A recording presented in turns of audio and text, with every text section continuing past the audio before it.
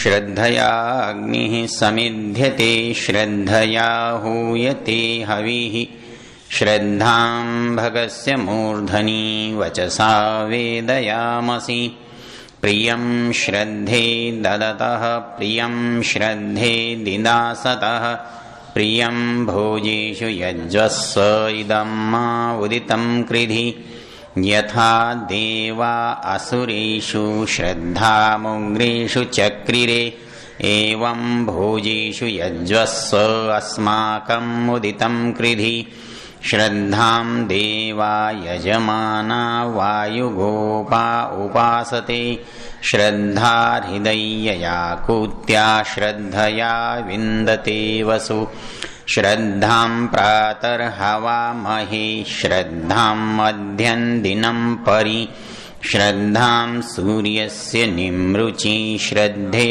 श्रद्धापयेह नः। ओम शांति शांति शांति ही।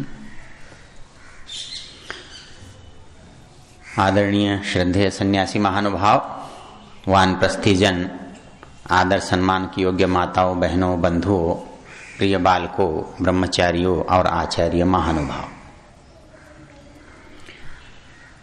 ऋषि दयानंद ने संस्कार विधि लिखते हुए लिखा है कि हमें ये संस्कार क्यों करने चाहिए। वो लिखते हैं, संस्कारै संस्कृतम यत् तन्मेध्यम प्रवर्तते। दो शब्द हैं अपने यहां, मेध्य और अमेध्य। मेध्य का अर्थ होता है पवित्र, अच्छा, और अमेध्य का अर्थ होता है अपवित्र। तो जो मनुष्य है, सबसे विचित्र बात यह है, बाकी सब चीजें तो जैसी बनती हैं वैसी ही अच्छी होती हैं, वैसी ही बनी रहती हैं, और वो जड़ ही नहीं, चेतन में भी पशुओं तक, प्राणियों तक, जड़ वस्तु तो जैसी है, उसको तो नियम से ही परिवर्तन हो रहा है। उसमें आप अच्छा बुरा उसे कहते हो, लेकिन वो अच्छा बुरा कुछ नहीं होता, वो केवल परिवर्तन होता है। कोई चीज आपके अनुकूल होती है, आप उसे अच्छा कहते हो, कोई चीज आपके प्रतिकूल होती है, आप उसे बुरा कहते हो। बुरा और अच्छा अपने आप में कुछ नहीं है, केवल बदलना है, परिवर्तन है। जो जीव जगत है, जो चेतन जगत है, उसमें एक विचित्र बात है। मनुष्य जो है, यह उत्पन्न होने मात्र से मनुष्य नहीं बनता। गाय उत्पन्न है तो गाय है, उसमें कोई कमी नहीं होती। घोड़ा है तो घोड़ा है, गधा है तो गधा है। कोई भी प्राणी जैसा पैदा होता है, उसमें यह अपेक्षा नहीं की जाती कि इसमें कुछ और अच्छा होगा। अच्छा होगा तो आपकी दृष्टि से हो सकता है, उसकी दृष्टि से अच्छा नहीं होता।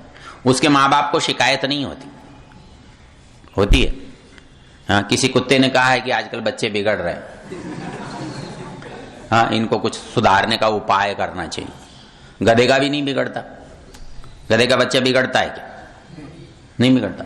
न गधे का बिगड़ता, न घोड़े का बिगड़ता, न ऊंट का बिगड़ता, किसी का बच्चा नहीं बिगड़ता। दुनिया में किसका बच्चा बिगड़ता है? विचित्र बात है।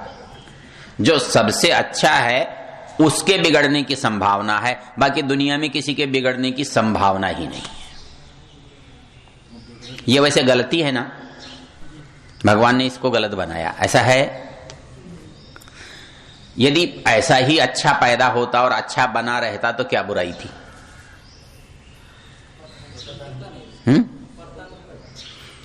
फिर तो गाय होती, सब बड़ी अच्छी तरह से चरती, कि एक दूसरे को मारती नहीं, हाँ, और रहते, सबको वेद याद होता, हाँ, सब अच्छे होते, तो फिर इसकी जरूरत ही क्या थी?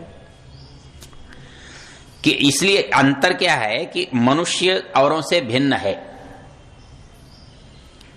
और इसके साथ ही ये सुविधा असुविधा जुड़ी हुई है कि वो मनुष्य के रूप में पैदा हो जाने पर भी वो मनुष्य नहीं होता। उसे क्या करना पड़ता है? मनुष्य बनाना पड़ता है। अच्छा, मनुष्य बनाने के लिए क्या करना पड़ता है? उसे डॉक्टर बनाना पड़ता है, इंजीनियर बनाना पड़ता है, वकील बनाना पड़ता है, तो बन जाता है। यहां अंतर है। यहां अंतर क्या है? हरियाणा में एक बार बहुत जब पढ़ाई नहीं होती थी तो पंचायत ने एक निर्णय किया कि स्कूल खोलना चाहिए गांव में। वो एक बड़े धनी के पास गए, मुखिया के पास गए कि गांव में स्कूल खोलना चाहिए। बोले क्या होगा? बोले हमारे बच्चे कलेक्टर बनेंगे, हमारे बच्चे अधिकारी बनेंगे, अध्यापक बनेंगे, पढ़ेंगे लिखेंगे। बोले यार, एक पढ़ा हुआ पटवारी तो गांव को बहुत दुख दे रहा है, और ये सारे पढ़ गए तो क्या होगा? और हमारे यहां हो भी यही रहा है, जो जितना ज्यादा पढ़ रहा है वो उतना ही अधिक कष्ट दे रहा है, चाहे व्यक्ति को, चाहे देश को, चाहे समाज को। तो इसका मतलब तो पढ़ना बेकार है। क्या विचार है? क्योंकि एक डॉक्टर, पिछले दिनों एक समाचार पत्रों में, वैसे तो बहुत सारी घटनाएं होती हैं, पर एक बड़ी मुख्य सी घटना पंजाब के एक डॉक्टर की छपी थी। एक मल्होत्रा जी थे, उन्होंने कुछ नहीं किया, अच्छे डॉक्टर थे। अच्छे डॉक्टर तो इस आधार में थे कि उन्होंने कोई 3000 लोगों की किडनी निकाल कर बेच दी, और ठीक किया जिसको जरूरत थी उसे। अच्छा, ये परोपकार नहीं है भाई। एक बिना किडनी का आदमी मर रहा है और उसे आपने कहीं से फालतू किडनी लाकर लगा दी, तो ये परोपकार नहीं है ना? हमारी शिक्षा जो हमको बना रही है वो क्या बना रही है? मतलब उसने चाकू गलत लगाया क्या? चाकू तो गलत नहीं लगाया, फिर डॉक्टर गलत कैसे हो गया? अच्छा डॉक्टर था, इसका मतलब ठीक से पता ही नहीं चला उसको कि उसकी किडनी निकल गई और उसको लग गई, दोनों ठीक हैं, दोनों स्वस्थ हैं, तो डॉक्टर तो अच्छा हुआ। तो उसकी तो प्रशंसा होनी चाहिए ना। ठीक है ये बात? 3000 लोगों को उसने बचाया, समझो। तो आप कहते हो एक आदमी को भी बचाना बहुत अच्छा है, तो उसने 3000 लोगों की जान बचाई, तो वो बुरा कैसे हुआ? बुरा नहीं हुआ ना? इसमें अंतर किस बात का है? होता क्या है कि जो काम होता है वो उद्देश्य से क्यों होता है? उद्देश्य, जिसको आप अंग्रेजी में इंटेंशन कहते हो, विचार कहते हो, कि किस उद्देश्य से किया जाता है। स्वार्थ और परोपकार में काम एक ही हो सकता है, एक जैसा हो सकता है, लेकिन अंतर किस में पड़ता है? प्रयोजन में, विचार में। जब विचार में यह बात होती है कि इससे मुझे लाभ होगा, तो वो पाप है, अधर्म है, चाहे वो कितना ही अच्छी तरह से किया गया हो। और जब यह होता है कि इससे दूसरे को लाभ होगा, तब वो काम चोरी होने पर भी अच्छा होता है। चाणक्य से बढ़कर कोई क्रूर और चोर नहीं है, लेकिन चाणक्य को कोई बुरा नहीं कहता। क्यों? कि उसके व्यक्तिगत में और उसके सामाजिक में बड़ा अंतर है। एक चोर उसके यहां जाता है और देखता है कि चाणक्य को सर्दी बहुत लग रही है और पैर सिकोड़ के लेट रहा है, और बगल में क्या है? हाँ, सैकड़ों कंबल रखे हुए, सैकड़ों कंबल रखे हुए। तो सवेरे चेले गुरु जी के बड़े भक्त होते हैं, वो उनके, और चाणक्य जैसे कि चेले तो भक्त होंगे ही। तो वो अपने गुरु की प्रशंसा कर रहा था। चोर बोले तेरा गुरु तो अकल वाला है ही नहीं। तो वो कहने लगा मेरा गुरु ऐसा बुद्धिमान ना हो, ये कैसे हो सकता है? बोले रात को सर्दी में तो मर रहा था और कंबल पास में रखा था। तो वो बोला तू गुरु जी के महत्व को जानता ही नहीं। बोले फिर उन्होंने कंबल क्यों नहीं मोड़ा? वो कंबल बोले राज्य के थे। गुरुजी और राज्य की वस्तु का प्रयोग अपने लिए नहीं करते। और यहां हम दूसरे की जान का प्रयोग अपने लिए करते हैं। अंतर यहां आता है। और ये अंतर क्या करना पड़ता है, हमें प्रारंभ से सिखाना पड़ता है। अच्छा देखो, एक कल्पना करके देखो, हम किसी को दो तरह से प्रसन्न कर सकते हैं, दो तरह से। तो उसमें प्रसन्न करने में कभी कभी हम जब अपने को प्रसन्न करना चाहते हैं तो दूसरा व्यवहार करते हैं, और दूसरे को प्रसन्न करना चाहते हैं तो दूसरा व्यवहार करते हैं। तो इनमें कौन सा ठीक है?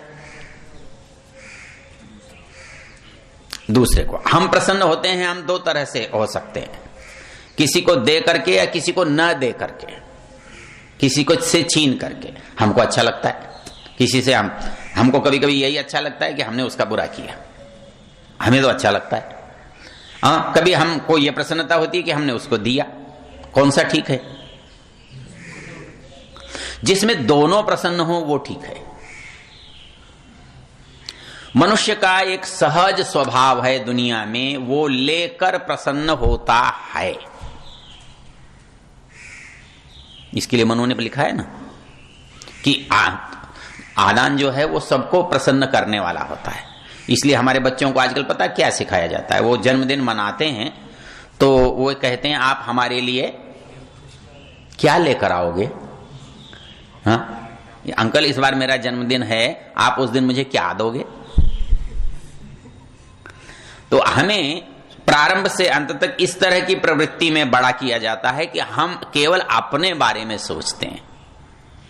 लेकिन हमारा शास्त्र क्या कहता है? वो कहता है कि नहीं, प्रारंभ से हमको दूसरे के बारे में सोचने की आदत डालनी चाहिए। और उसकी बात मौखिक रूप से कहां से शुरू होती है बताओ? वस्तु पर नहीं है, बात पर बात है। हम कहां से शुरू कर सकते हैं? केवल बात से। अपने यहां दो तरह की चीजें आवश्यकता है, एक शरीर की और दूसरी मन की।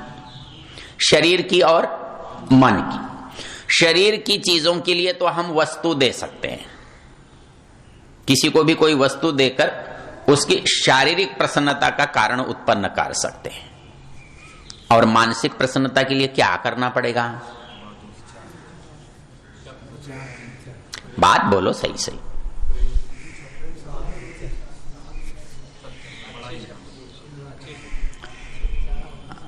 आदर देना पड़ेगा। और आदर कुछ नहीं है। आप यदि एक बात सोचकर देखो तो आपको ऐसा लगता है आदर कोई चीज बिल्कुल नहीं। आदर क्या है कि दूसरे के अस्तित्व को स्वीकार करना। सारा शिष्टाचार कुछ नहीं है। सारा शिष्टाचार केवल यह है कि मैं आपकी उपस्थिति को स्वीकार करता हूं, आपकी उपस्थिति का मैं सम्मान करता हूं, आपकी उपस्थिति का मैं आदर करता हूं, और कुछ भी नहीं है। सारे शिष्टाचार में कुछ नहीं है। मतलब दो आसन पड़े हैं तो आदमी आता है तो क्या करता है? दो आसनों में कौन सा आसन भी उनको कहता है स्वामी जी आप यहां बैठिए। अब यहां बहे, यहां है, अंतर कुछ नहीं। यज्ञशाला में दोनों आसन पड़े हैं तो आप कहते हैं स्वामी जी आप ऊपर बैठिए। स्वामी जी का ऊपर बैठने से क्या हो जाने वाला है?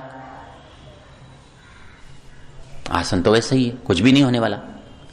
लेकिन होने वाला क्या है कि वो जो मानसिक परिस्थिति है ना, वो अंतर बता रही है। शरीर को कोई हानि लाभ होने वाला नहीं है। वो ऊंचे बैठ जाएंगे तो क्या हो जाएगा? कुछ नहीं हो जाएगा। आसन दोनों एक से हैं, जगह एक सी है। लेकिन जब आप कहते हैं नहीं आप यहां भी रहिए, तो वो क्या होता है, उसका जो अहम है ना वो संतुष्ट होता है। हम क्या करते हैं? हम अपने अहम को संतुष्ट करने का यत्न करते हैं। इसके लिए क्या होता है कि दूसरे का अहम चोट खा जाता है। हम जब केवल अपने अहम को संतुष्ट करते हैं तब दूसरे के अहंकार पर चोट हो जाती है और यहां से द्वंद्व शुरू होता है, संघर्ष शुरू होता है, दुख शुरू होता है। क्यों? अपमान से दुख होता है। बच्चा कहता है आपने मेरी बच्चों के सामने बेइज्जती की, आपने इंसल्ट की। बच्चों के सामने, मतलब 2 साल 4 साल 5 साल, थोड़ा सा भी बच्चा बड़ा होता है तो उसको लगता है कि ये तो उसका अपमान है। तो अस्तित्व का जो बोध है वो कितने शुरू से है, तो उस अस्तित्व का जो सम्मान है उसका दूसरा नाम शिष्टाचार है। आप बच्चे से करो, बड़े से करो, बराबर से करो, किसी से भी करो। अब इस शिष्टाचार को हमारे ऋषियों ने एक विकसित किया है। अहम नष्ट नहीं होता, अहम संस्कृत होता है। अहम तो उस दिन नष्ट होगा जिस दिन मेरा अस्तित्व ही नष्ट हो जाएगा। अस्तित्व के साथ मेरी सत्ता जुड़ी, सत्ता से अहम है। अहम का मतलब होता है मैं हूं, आप मुझे इनकार नहीं कर सकते। और जब आप किसी का अपमान करते हैं तो क्या करते हैं? उसे इनकार करते हैं, उसे नकारने की कोशिश करते हैं, उसे नकारना चाहते हैं, उसको अनदेखा करते। आदमी क्या करता है? हाँ, आदमी मिला रास्ते में, आदमी सोचता है ये मेरा परिचित है, और वो क्या करता है? उधर देखता नहीं है और ऐसे करके चला जाता है। तो ये है तो आंख से थोड़ा सा ही तो किया है, थोड़ा सा ही तो किया है। उसके चेहरे पर देखने की जगह दुकान में देखने लग गया। और इतने से क्या हुआ? जो सामने वाला था, अच्छा ये सबसे विचित्र बात है कि आपकी नजरें बोलती हैं और अगले की नजरें सुनती हैं। हम आंख यदि अनदेखा करते हैं तो ऐसा नहीं, पर दूसरे को पता लगता है कि ये जानबूझकर नहीं देख रहा है। वो इतने से, अच्छा बहुत दूर से, आप चाहे आधा किलोमीटर दूर से हैं, आप किसी व्यक्ति को देखेंगे तो वो ये जरूर जानता है कि आप उसे देख रहे हैं। नहीं होता ऐसा? तो हमारी हर क्रिया जो है वो दूसरे की क्रिया प्रतिक्रिया का जन्म देती है। तो हमारे ऋषियों ने, लंबी बात नहीं करता नहीं तो काम की बात रह जाएगी, तो उसको प्रारंभ जब ऋषियों ने किया तो उसका उन्होंने समायोजन किया और वहां एक शिष्टाचार का जन्म होता है। मतलब आदमी कितना भी पढ़ा लिखा हो, कितना भी अच्छा हो, और आप गए, अभी एक सज्जन आए थे, सज्जन वो नहीं आए थे, ये बैठे हैं वही थे हमारे, तो वो कहने लगे कि एक आदमी को मैं इसलिए छोड़ आया, वो बैठा बैठा अखबार पढ़ रहा था और मेरी बात ही नहीं सुन रहा था। हाँ, मैंने नमस्ते की, मेरे नमस्ते नहीं लेता, अखबार पढ़ रहा है। तो अखबार पढ़ रहा होगा, लेकिन इतने से क्या हो गया? उसने आपके अस्तित्व से इनकार किया। आपकी उपस्थिति को उसने महत्व नहीं दिया, आपको मंजूर नहीं है। तो हमारे ऋषियों ने देखो कितनी अच्छी सी बात, एक छोटी सी बात, कौन सी?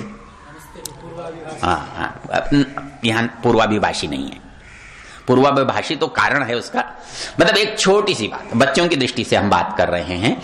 तो मतलब कोई बच्चा अच्छा है, कोई बच्चा बुरा है, मतलब वो पढ़ा लिखा है ये नहीं देखा जाता।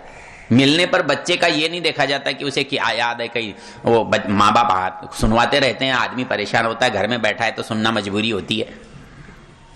मतलब उससे हो सकता है प्रसन्न हो सकता है प्रसन्न ना हो। माँ बाप तो भले ही प्रसन्न होते रहेंगे, जो आता रहेगा उसको कुछ न कुछ उल्टा सीधा सुनवाते रहते हैं। और खास करके अंग्रेजी जो कहानी है उनको ऐसा लगता है जैसे साक्षात ईश्वर के दर्शन होते हैं वेद मंत्रों में, ऐसा लगता है। और वो बकवास जो है ना, वो बचपन में याद करा देते हैं और वो बहुत प्रसन्न होते हैं।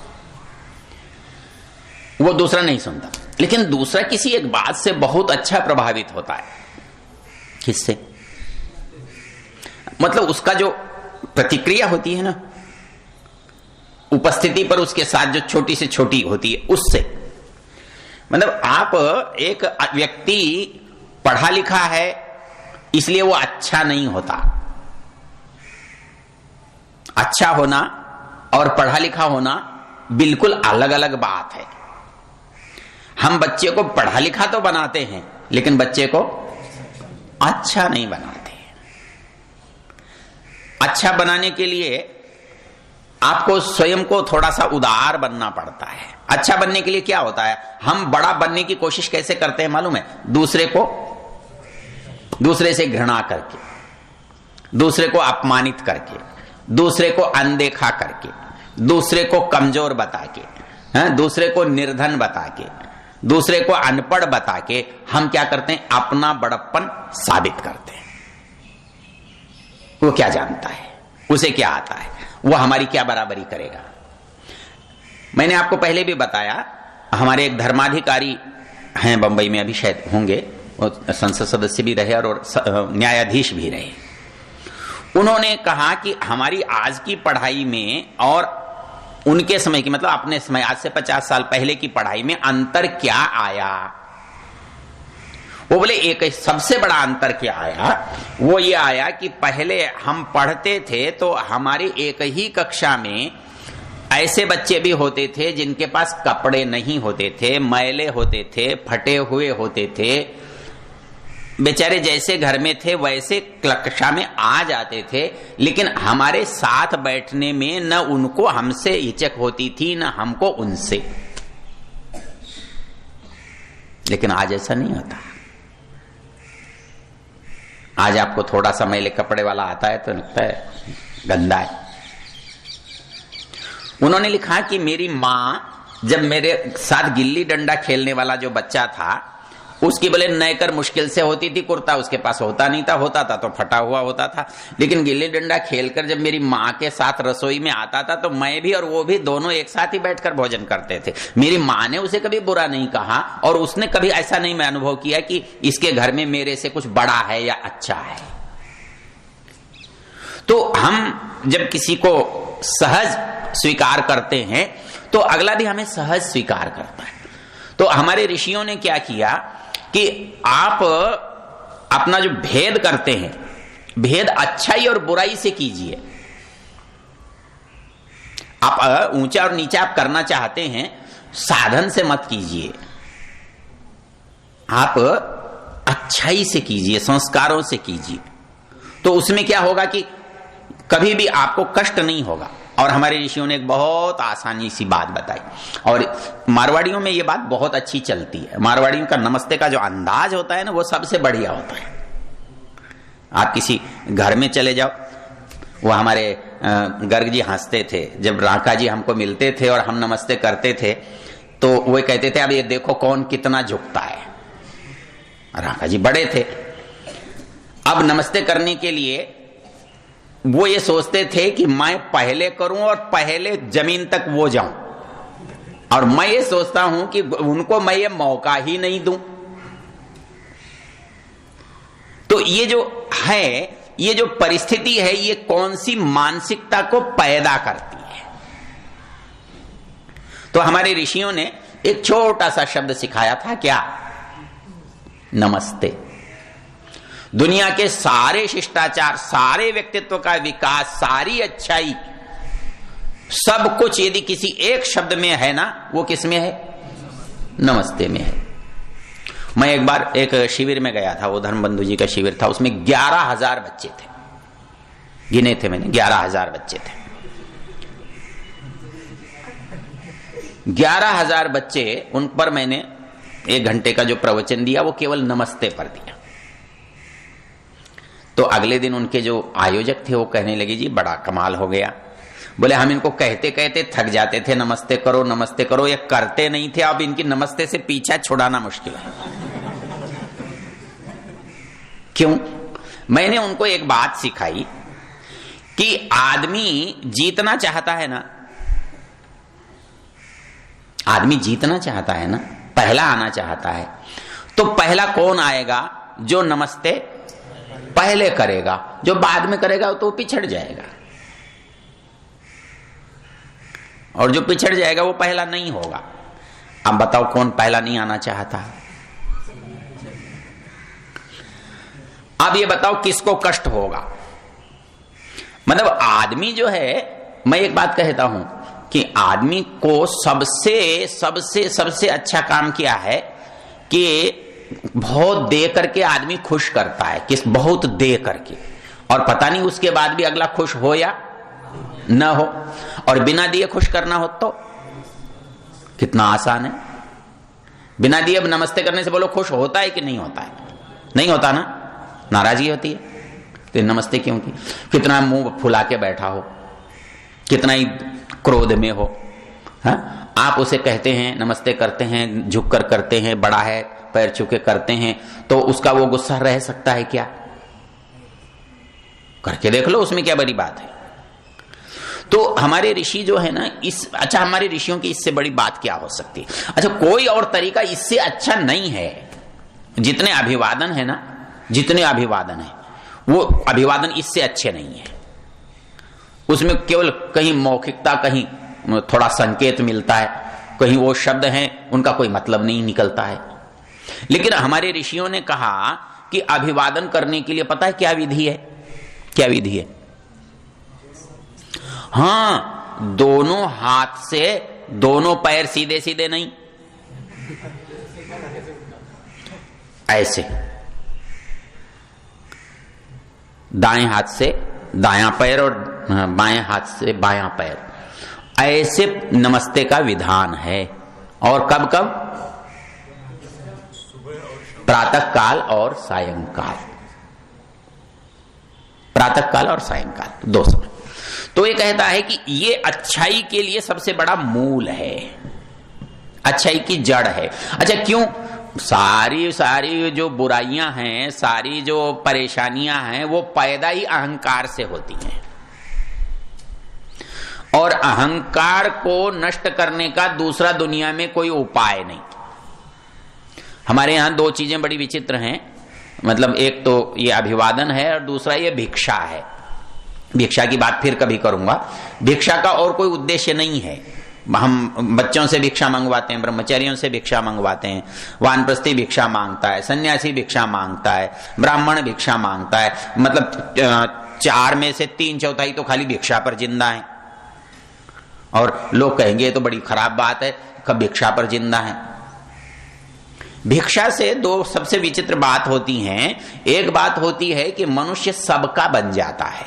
मतलब अब हम यहां बैठे, अब आप कह सकते हो हम तो न फीस देते हैं, न ये करते हैं, न वो करते हैं। हम फीस नहीं देते हैं, इसका मतलब है कि हम सबके सहयोग वाले हैं ना। तो हम सबके सहयोग वाले होने से हम काम नहीं है, हम सबके बन जाते हैं। मतलब ये कैसी संपत्ति है? समाज की। तो हमारे यहां पहले हर बच्चे को समाज की, देश की संपत्ति मानकर उसको बनाया जाता था। आजकल लोग अपने बच्चे को अपनी संपत्ति मानकर बनाते हैं, इसलिए वो उस पर खर्च करते हैं। और पहले पूरा देश और समाज हर बच्चे पर खर्च करता था, क्योंकि पूरा समाज हर बच्चे को अपनी संपत्ति मानता था। यहां अंतर आ गया। जब हम सबको अपना मानते हैं तो वहां जो भी काम करते हैं वो भिक्षा जैसा होता है। इसलिए शिक्षा देने में भी कभी फीस लेकर इसलिए नहीं देते थे। फीस तो हम ग्राहक को देते हैं, पैसा जो देगा उसे वस्तु देंगे। ये क्या है? व्यापार। ये व्यापार है। तो व्यापार किससे किया जाता है? ग्राहक से किया जाता है। अपनों से व्यापार नहीं किया जाता। इसलिए हमारे यहां शिक्षा जो है पैसों से नहीं दी जाती थी, क्योंकि वो व्यापार नहीं था। व्यापार वो करता है जिसकी जेब में पैसे होते हैं, वो जिसको जरूरत होती है वो नहीं करता। व्यापार का इतना ही तो संबंध है कि व्यापार का संबंध है मूल्य से, और धर्म का संबंध है आवश्यकता से। आवश्यकता शिक्षा की सबको है, ये इसलिए व्यापार नहीं हो सकता। व्यापार वो करता है, उससे किया जाता है जो मूल्य देता है। तो इसलिए हमारा सारा जो समाज है उन सब वस्तुओं को जो पूरे राष्ट्र की हैं, पूरे समाज की हैं, उनको सामूहिक रूप से विकसित करता है। इसलिए जो व्यक्ति चाकू से किडनी काटकर दूसरे को लगा रहा है वो सामूहिक धन से बड़ा नहीं हुआ है, वो व्यक्तिगत धन से बड़ा है। इसलिए वो व्यक्तिगत धन अर्जन के उपाय करता है, इसलिए अच्छाई का सवाल पैदा नहीं होता। तो हमारे ऋषियों ने हमारे को एक छोटी सी बात सिखाई है, और वो छोटी सी बात क्या सिखाई है कि जो सामने मिलता है आप उसको स्वीकृति दें, उसकी उपस्थिति को देखें। और जिस दिन आप ऐसा करने लगेंगे उस दिन क्या होगा? आप कभी पराजित नहीं होंगे, क्योंकि दुख आपको कब होगा? जब दूसरा आपका अपमान करेगा। और जब आप किसी का सम्मान करेंगे तो आपके अपमान का प्रश्न ही पैदा नहीं होगा, अवसर ही नहीं देंगे आप उसे अपमान करने का। मतलब वो बिना नमस्ते किए जाए, ये मौका हम क्यों दें उसे? भाई वो हम पर बड़प्पन कब दिखाएगा? जब वो हमको नमस्ते बिना किए निकलेगा। हमारा बच्चा हमसे नाराज होता है तो क्या करता है? मुंह फेर के नमस्ते बिना किए चला जाता है। मैं कहा करता हूं कि हमारे बच्चे बड़े हुए हैं ये कब पता लगता है? जब वो नमस्ते करना बंद कर देते हैं। हमारा बच्चा जब 10वीं में आता है ना, तो कितना भी सीधा हो, कितना भी शिष्ट हो, कितना भी शालीन हो, जब उसमें थोड़ा सा मैं पैदा होता है तो उसके अंदर सबसे महत्वपूर्ण बात क्या होती है? फिर वो नमस्ते बंद कर देता है। होंगे कोई? पहले तो अंकल जी करता रहता था जब छोटा था, अंकल जी प्रणाम, अंकल जी नमस्ते, अंकल जी। और जैसे ही वो बड़ा होता है ना, वो अंकल जी भूल जाता है। वो सोचता है, वो माँ कहती है बेटा तेरे अंकल जी आए हैं, बोले बेटा माँ मैं कुछ जरूरी काम में लगा हुआ हूं, आता हूं। ये अंतर आ जाता है। तो वो ये कहता है कि ये जो अंतर है इसको आप बचपन से यदि संस्कारित करेंगे, क्योंकि मूल चीज क्या कह रही है वो? अभिवादनशील से में शील से एक शब्द है क्या? मतलब आदत बनाना, स्वभाव बनाना, सहज हो, हिस्सा बन जाना। तो हमारे बच्चे नमस्ते करें, ये उनका क्या बने? सहज स्वभाव बने। और जब सहज स्वभाव बनेगा तो न तो उनको बोझ लगेगा, न हमें कहना पड़ेगा। कहने में तो उल्टा हो जाता है। कई बार हम जाते हैं ना सामाजिक, मैं कहता हूं 2 चीजों से मैं बहुत डरता हूं, एक कुत्ते से, एक बच्चे से छोटे बच्चे से उनका भरोसा नहीं, वो क्या करेंगे। तो हमको उस समय कहने से काम नहीं होता, हमको तो स्वभाव डालने से काम होता है। तो अभिवादन शील बनना चाहिए, स्वभाव बनना चाहिए, उसके सहज नैसर्गिक बात बननी चाहिए, तब होता है। तो इस दृष्टि से जब हम विचार करते हैं तो हमारे यहां जो सबसे पहले मनुष्य को सिखाने की चीज है वो क्या है? अभिवादन। किसको कैसे करना, इसके भी अलग अलग प्रकार हैं। तो गुरु को कैसे करना, माता पिता को कैसे करना, साथियों को कैसे करना, अपने से छोटों के लिए क्या करना, अपने से बड़ों के लिए क्या करना, आदि आदि। लेकिन उसका प्रारंभ यहीं से होता है।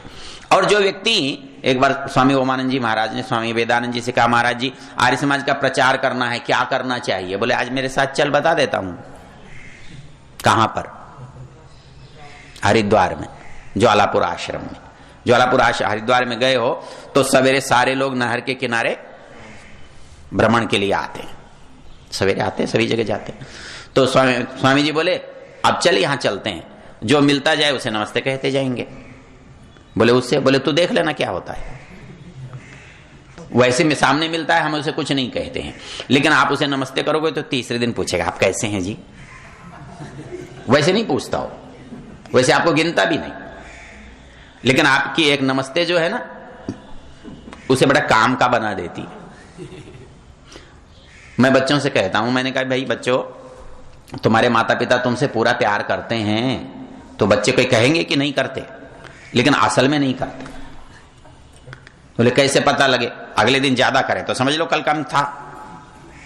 कैसे पता लगेगा कि आप नमस्ते नहीं करते हैं? तो आज करके देखिए, आज करके देखिए, और यदि कल से आज प्यार ज्यादा नहीं हो तो बता देना। बच्चे से रोज प्यार करते हैं आप, लेकिन आज बच्चे ने पैर छुए। मुझे कई बार एक बार उल्टा हुआ, मैं पंजाब में गीदड़बाह कस्बे में बात कह रहा था, तो एक बच्चा था सुनील, वो बोला पंडित जी मैं नहीं करने वाला। मैंने कहा भैया तू क्यों नहीं करने वाला? वो बोला जी मैं नमस्ते करता हूं तो पिताजी कहते हैं तन की चाहता है, तुझे क्या चाहिए? मतलब जो चीज नहीं मिलती वो किससे मिल जाएगी? कितनी अच्छी बात है।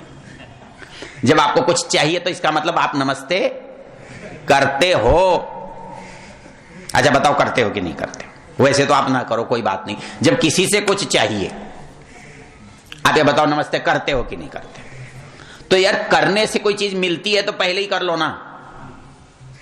क्या परेशानी? ताकि कोई झगड़ा ही नहीं खड़ा हो।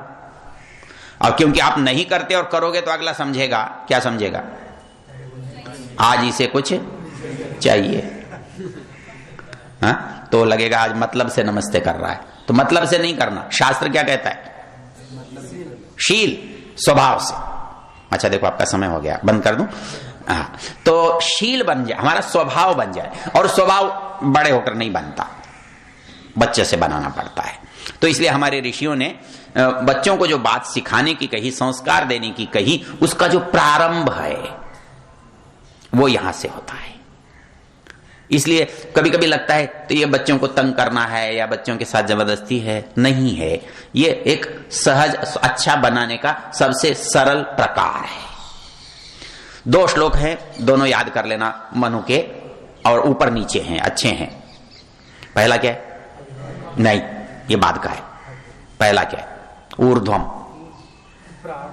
याद नहीं है, याद कर लो। ऊर्ध्वम ही प्राणा युत्क्रामंति यूनः स्थविर आयति प्रत्युत्थानाभिवादाभ्याम पुनस्तत् प्रतिपद्यते।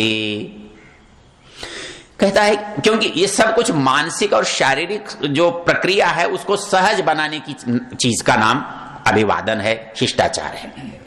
वो कहता है कि ऊर्ध्वम ही प्राणा युत्क्रामंति यूनः स्थविर आयति। अकस्मात कोई आपके पास आ जाता है, वो बड़ा है, अनजान है, तो क्या होता है?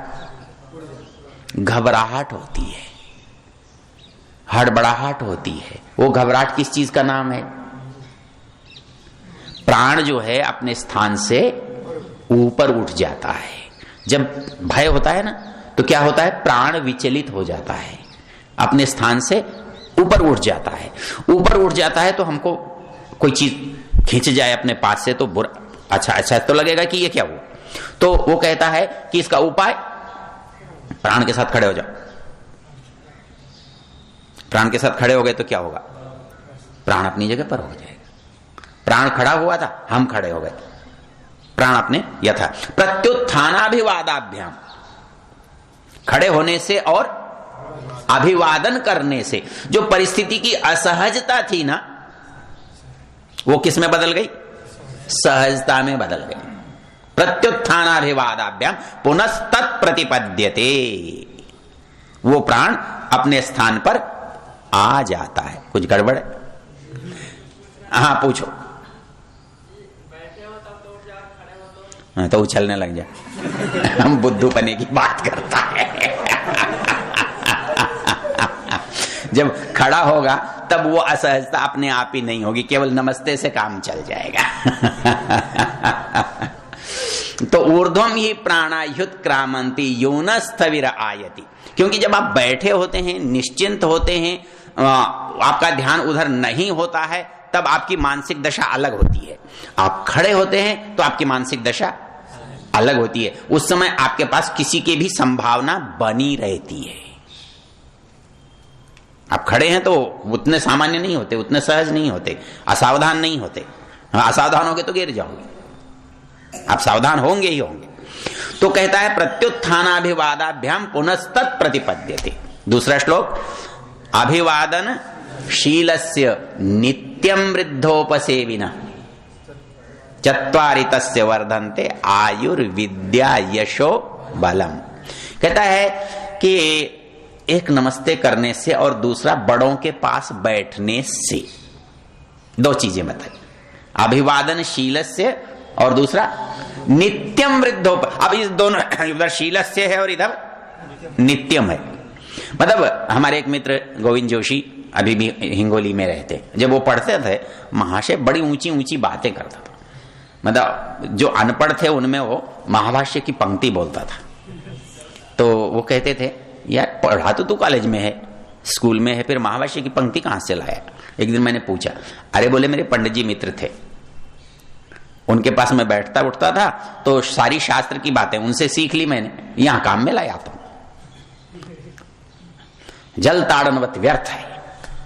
अब जल ताड़नवत व्यर्थ है, सामान्य प्रयोग तो है नहीं। ये ऐसा है बोले पानी पे मारना है, पानी पर लिखना है, पानी पर कोई निशान बनाना बनेगा? तो उसके लिए सामान्य व्यक्ति तो प्रयोग नहीं करता था। वो महर्षि जी कहते यह सब जल ताड़नवत व्यर्थ है। तो ये कब आया? हाँ, नित्यम वृद्धोपसेविना। यहां वृद्ध केवल बूढ़ा नहीं है, यहां अपना सीनियर भी है, अपने से बड़ा, मतलब उस विषय का जानकार भी है, अपने से भिन्न विधा का जानकार भी है। बाण भट्ट की आत्मकथा पढ़ोगे तो उसमें 32 पेशे के लोग उसके मित्र हैं, 32 व्यवसाय। कोई तांगा चलाने वाला है, कोई खेती करने वाला है, कोई अफसर है, कोई किसान है, कोई कुछ है। तो 32 तरह के लोग उस अकेले के मित्र हैं। तो उसकी जानकारी कितनी होगी?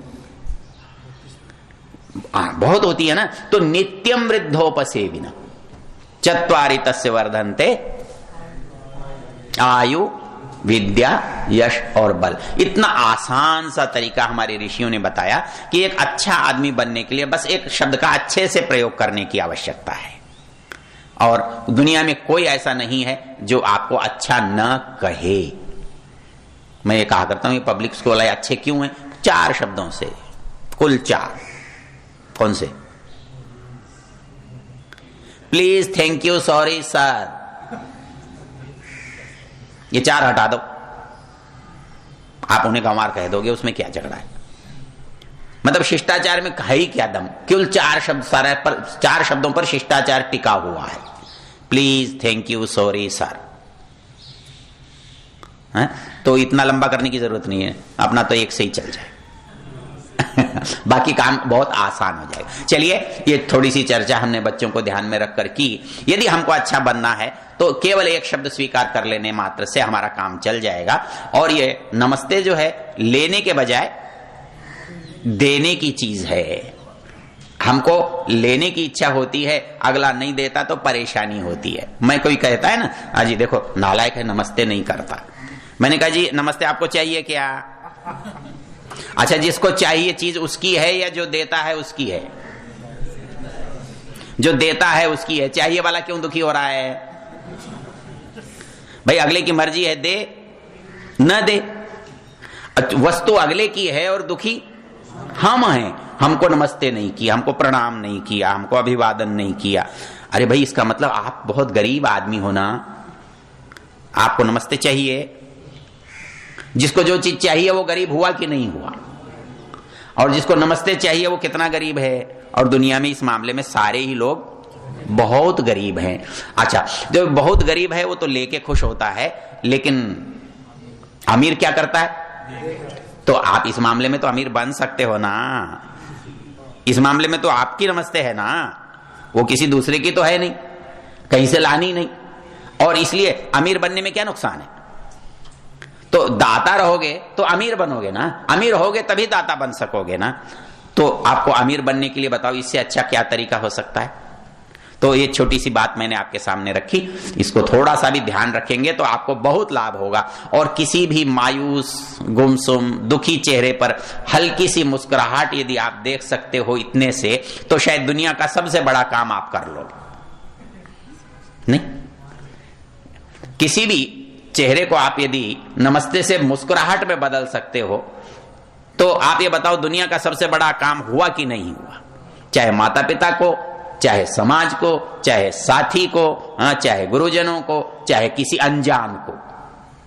अंदर चले गए, भले ही वो सीट पर फैल कर बैठा हो, आपको जगह नहीं देता हो, कह दिए अंकल जी नमस्ते, नहीं देगा सीट, वो 100 बार देगा। इतना आसान। भाई किसी को खुश करके काम लिया जा सकता है ना, और खुश करने के लिए इससे सस्ता और इससे अच्छा कोई दूसरा सौदा है नहीं। चलो बात को समाप्त करते हैं, शांति पाठ करते हैं। कुछ सूचनाएं देना है, सूचना